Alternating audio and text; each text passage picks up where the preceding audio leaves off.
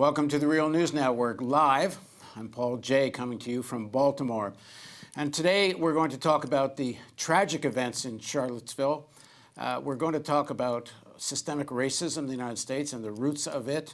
And we're going to talk about what to do about it. And we're going to talk to Senator Nina Turner, who now joins us from Washington, D.C. How are you doing, Senator Turner?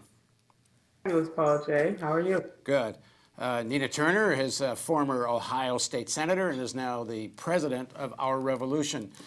So you've been on CNN talking about this. You've had a few days to digest what you think about what happened in Charlottesville. What is your current take? Still heavy. Things are still playing out right before our eyes. We have a president who really softballed this issue when he first opened his mouth to yesterday, going very strong in the way that he should have done during the first time he spoke, to now, tweeting foolishness again. So it's really hard to tell where the president stands on this, which is is very unfortunate, and not just for him personally and his presidency, but it's unfortunate for our country and also for the world to see the American president who cannot stand up and unequivocally denounce white supremacy, bigotry, racism, hate, and terror. He's pretty good at, being strong on the issues that he wants to be, but when it comes to this matter, he was unable to muster up the intestinal fortitude that it takes to call this what it is. As abhorrent as it is that Trump didn't come out and straightforwardly denounce this racist and terrorist act in Charlottesville, it's kind of easy to denounce Nazis as Nazis, overt racists as racists. And even if Trump couldn't do it until a few days later, which shows, his own political agenda and I guess his own beliefs. But much of the media is making such an issue out of what Trump said or didn't say. But the whole Republican Party knew this about Trump, and frankly, the leadership of the Democratic Party. They knew this guy was a racist. In fact, we have a clip here from Paul Ryan. Let's get that ready. This is when Trump came out talking about the Mexican judge. And here's what Paul Ryan said after those comments of Trump. I disavow these comments. I regret those comments that he made. I don't think claiming a person can't do their job because of their race is sort of like the textbook definition of a racist comment. I think that should be absolutely disavowed. It's absolutely unacceptable. But that does not stop Paul Ryan for supporting Trump in the election, from supporting him since. Yes, they're at odds over certain policy issues, but they don't come out and denounce him as a racist now, even though he did back then at a time when he didn't think he might win.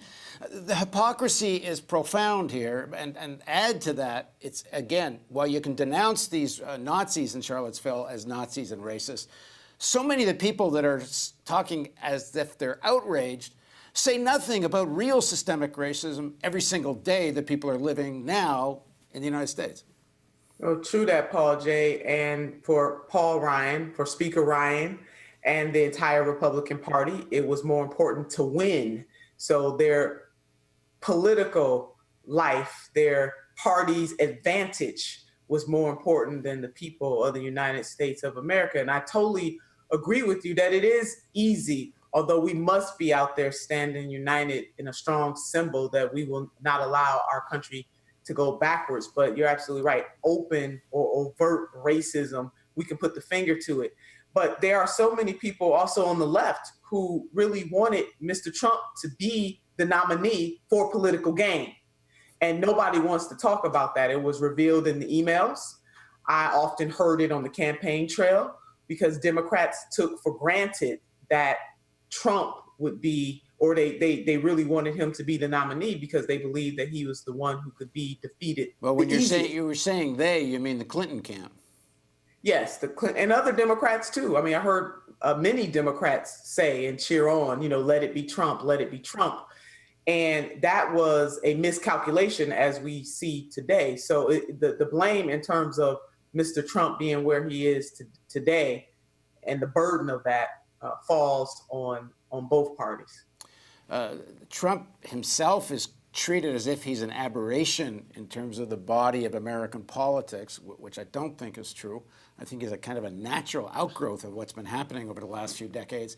But even this issue itself over the statue, I guess people who have been following this story know this, but the statue that they wanted to take down of Robert E. Lee was erected in the 1920s. This isn't some historic thing from the Civil War. This was a statue specifically erected to reassert white supremacy in the South in the 1920s. We interviewed the historian Gerald Horne yesterday, who talked about how soldiers, black soldiers coming back from the First World War, that this statue was erected to intimidate them, to tell blacks, don't think you're living in a liberated South here. That's right. And that your service, doesn't matter. The fact that you're putting your life on the line for this country. African Americans have fought in every single war that this country has ever had from its inception.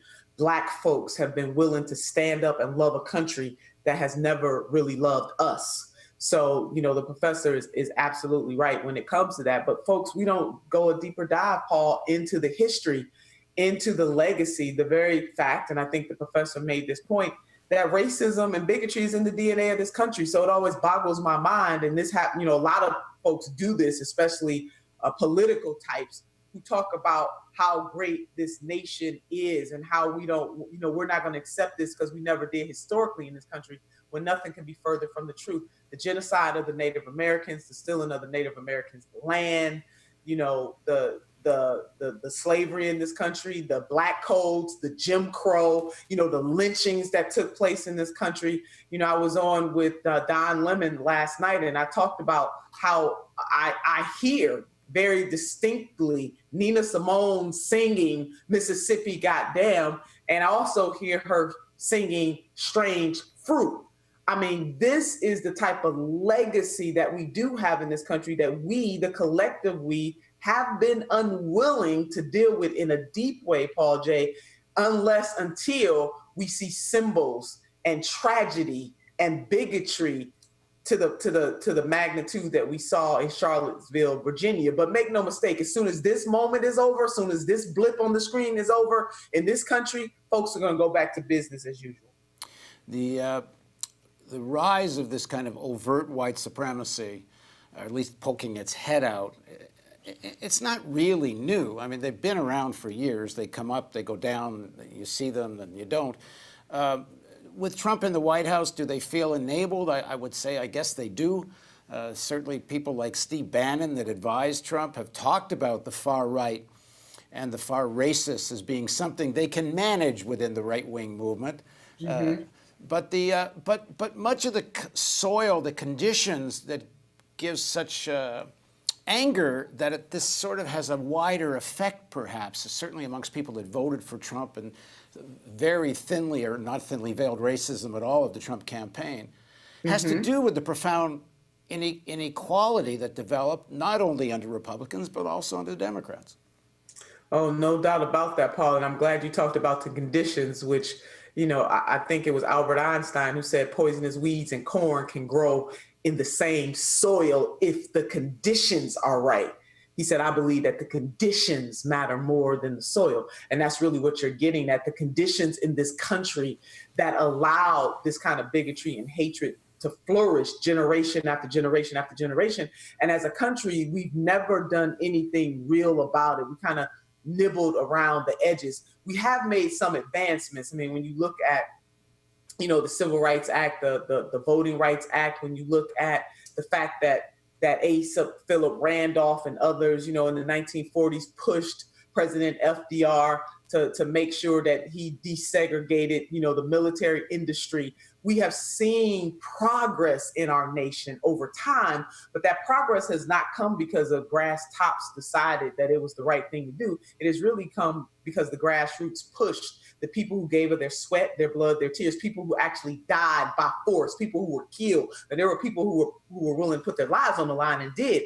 But folks who were fighting for freedom and equality, Black folks, were actually killed and lynched. I mean, lynching started, as we know, right after the African Americans were freed. The KKK started in 1866. And so this whole notion that you want to keep Black folks in their place and terrorize them, this is what the KKK was designed to do. And in many cases, we still see that, not just what we just saw over the weekend, but systematically a system in this country designed, whether it's the prison industry that Professor Alexander talks about in the new Jim Crow, systems designed to keep African Americans in their place. And we don't deal with those kinds of deep-seated issues. And even after this, Paul J., we're not going to deal with that because, as you mentioned, it is easier. Now, it's necessary. Don't get me wrong. I don't want anybody to mistake that. But it is easier to deal with this that is in front of us in lieu of dealing with the systems, economic, political, social, environmental systems that continue to create an environment where African Americans are treated as second-class citizens, other people of color in this country, and especially if you're poor, treated like a second-class citizen. Your poverty becomes your sin in the United States of America in the 21st century.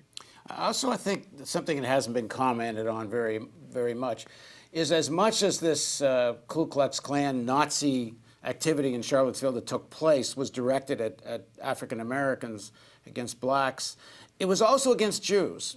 And when you watch some of the interviews with and of the people who were involved in that march or rally, whatever you call it, they were as anti-Jewish as they were anti-Black. But many of the big Jewish organizations, which are now, of course, outraged at that, themselves, number one, they support, in Israel itself, they support very unjust policies of Israel towards Palestinians. And then in the United States, many of them, take Sheldon Adelson, first of all, actually supported Trump. And then others like Haim Saban and others support the kind of corporate Democrats that help create the inequality that helps sow the soil for this kind of activity. Well, truth and reconciliation is the first thought that comes to mind. I know you said in the opening that we would talk about solutions. This country needs to do, in similar fashion, what South Africa did after apartheid, which is to have truth and reconciliation. We have not had the courage, the intestinal fortitude that is necessary to go deeper than what has happened generation after generation, but to really go deep and look inside ourselves to change this, to really, really turn the tide. It's unfortunate. One of my Twitter followers had commented that she believed that we only do enough to just hold it off for a little while. And as hopeful as I am that we're going to get to a place, I hope, if not in my generation and in generations yet unborn, that one day some generation will be able to say that we have conquered this insidious evil that is in our nature, that is in the very DNA of this country. But to hear folks who really believe that we won't quite get there in any of our lifetimes is very disappointing. Sad that people feel that way. It's heavy that people feel that way. We're getting some questions on Facebook and some of the other platforms we're going live on. I believe we're live on the Real News website, Facebook, YouTube, and maybe some other places. There's a Silver Persinger sends a question, and I'm going to kind of paraphrase the question, because basically he's saying that sections of the American left didn't want to vote for Clinton because they saw her as such a warmonger, and in some ways didn't mind if it was Trump. I don't think they voted for Trump. They probably voted Green or maybe for one of the other smaller left-wing parties. But they thought maybe Trump would be more isolationist and actually saw Clinton as the greater danger. There's always this push-pull between this choice, between a kind of an overt reactionary Republican and a corporate Democrat. And he's asking what should people do in terms of going forward to try to fight this issue? Yeah, I mean, I thank him for that. In this country, folks get an opportunity to have a choice. And I know a lot of people in 2016 did not necessarily believe that they were choosing between the best choices during the general election cycle. But I do also believe that right now, we have an opportunity to create, that there is promise in this problem, that we have an opportunity moving forward if we plan right now to create the type of environment, atmosphere, and conditions that will be right in 2020. We can't wait for that moment. We have to start the collective consciousness of this country. We have got to start to make our demands on the types of people that we want to see become the next president of the United States of America, and not just accept the lesser of the two evils and not feel like we do have to accept the lesser of the two evils. There are many folks that are out there, even folks who have not been even named at this moment, but we do have to come together to decide what type of nation we want and what type of leaders we want. And it doesn't just rest with the presidency. It is about who we elect to our school boards. Local elected officials matter too. The legislature matters. That has been the level of government. And I'm speaking from experience as being a former state senator in the great state of Ohio and serving in the Ohio legislature, where my Republican colleagues had super majorities that we turned our back, or Democrats as a party did not concentrate as much as we should have on state legislatures and governors' mansions. So we have an opportunity right now, if we can see the promise in the problem, to turn this thing around and create a better future than what we have right now. But that really starts today. And so I don't begrudge any citizen in this country.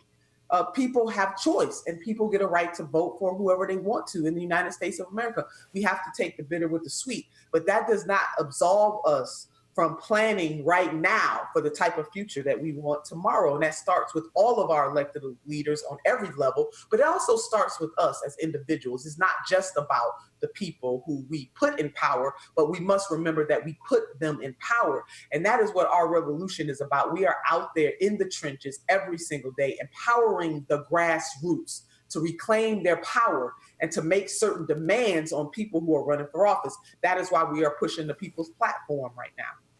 We have a question from someone who calls himself post-millennial.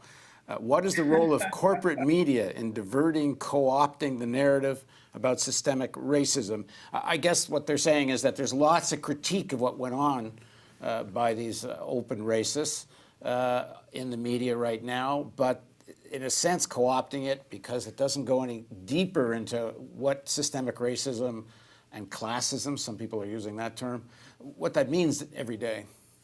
What do you make? I mean, you get a chance to appear on mainstream media. What do you make of that?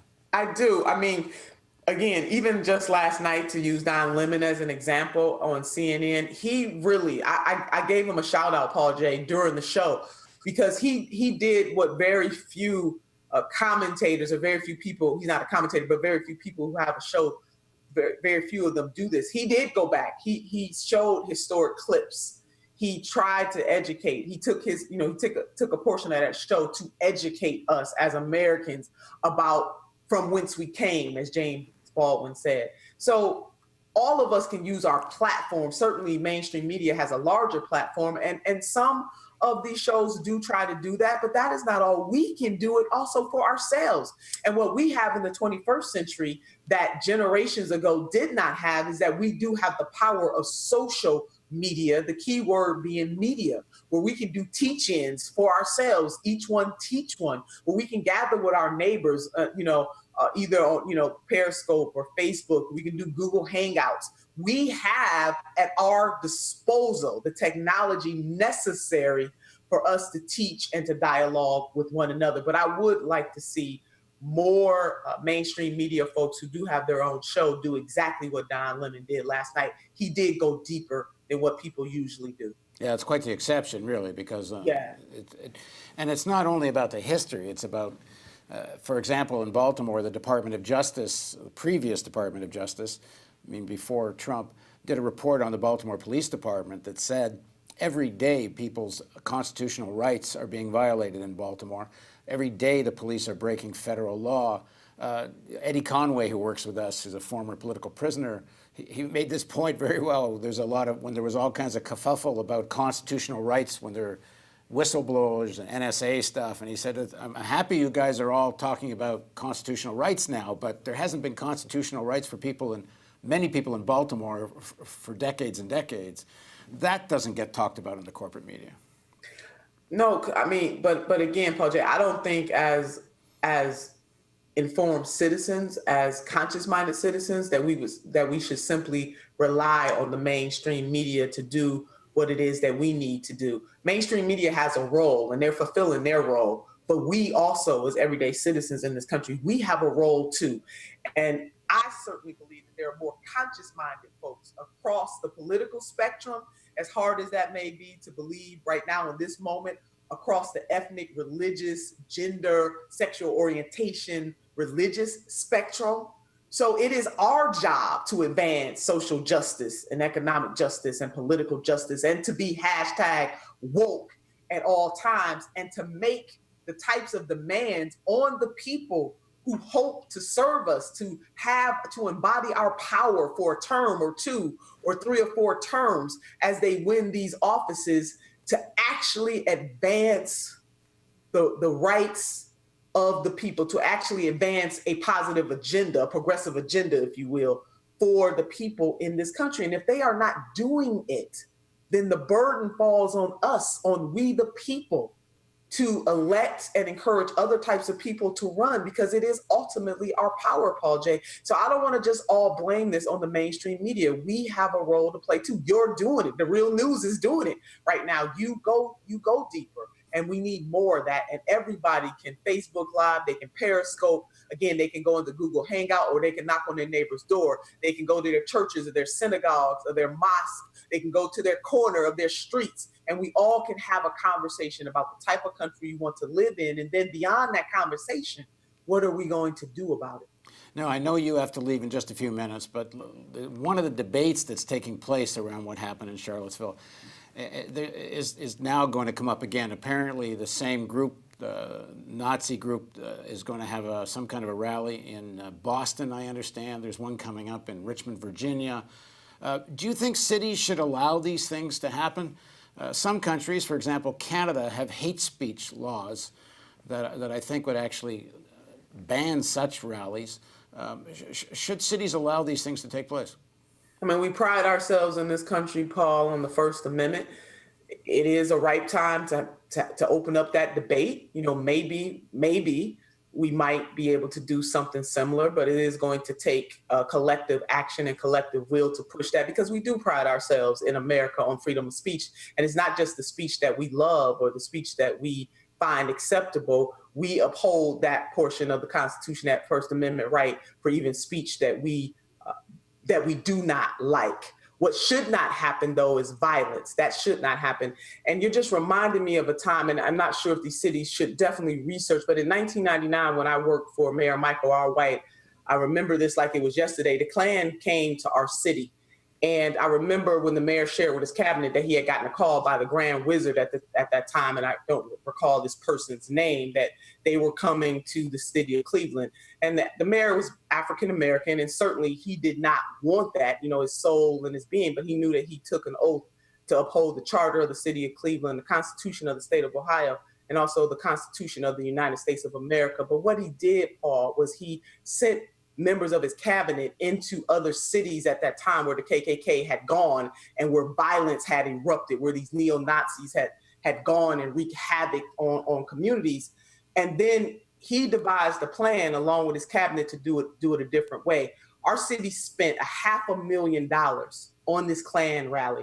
And the mayor got beat up pretty harshly by leaders of the NAACP in our own city and other elected leaders who believed that he should have resisted that and allowed and just, you know, had the KKK take him to court. But again, the oath that he took. But what he did, he ensured that life was protected and that property in the city of Cleveland was protected, so that when they left, it was almost as if they were not here. Police officers went and picked them up, Paul J., from the airport, from wherever they were coming from, drove them in, brought them to the Justice Center downtown Cleveland, where they could put on their robes, their costumes, you know, the things that they use to torture folks with because they're cowards.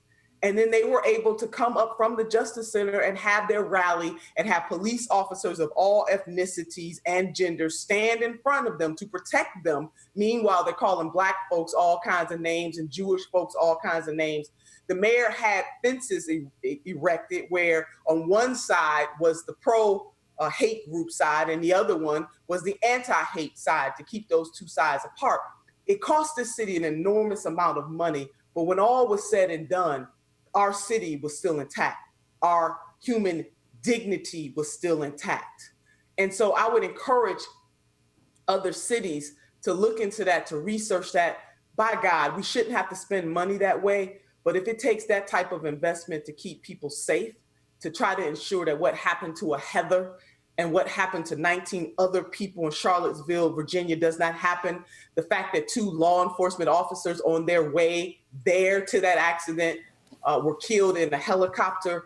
All of these things are tragic, and they are heavy, heavy, heavy. But hasn't this crossed the line now? I saw an interview with one of the leading Nazis who said in the interview that the guy that drove the car that wound up killing one of the protesters and injuring several others, that he called that justified.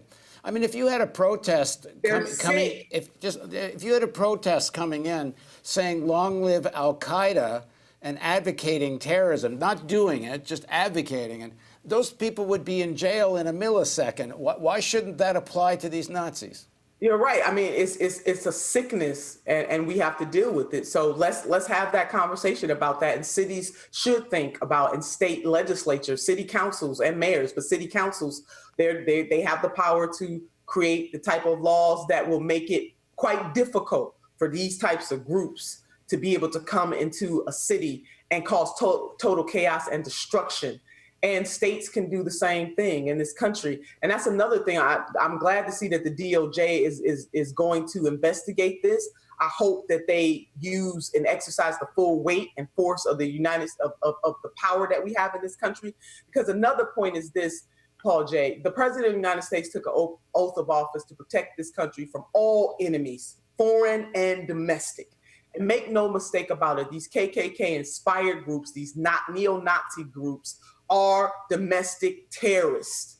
And we should be able to protect ourselves from those groups on all levels of government. So I want to see the DOJ come out with the same type of furor and what did the president say, fire and fury that he talked about in terms of international dealings. I want him to have that same kind of fervor when it comes, or commitment, I should say is a better word, when it comes to protecting this country from domestic terrorism, and leave no doubt that in this country, we are a nation of progress, and that in the 21st century, this type of display of bigotry will not be tolerated, will not be accepted, and that we will stand firmly against it. All right, I promised Senator Turner we'd let her go at 1:30. So thanks very much for joining us. And thank all of you for joining us live on the Real News Network. And we're hoping we're going to be able to talk to Senator Turner mostly every week. So we'll be able to pick this conversation up very soon. Thanks for joining us. Thank you, Senator Turner. Thank you, and thank all the Real News viewers. And please keep the faith and keep the fight. We will overcome this. Thank you. And thank you for joining us on the Real News Network.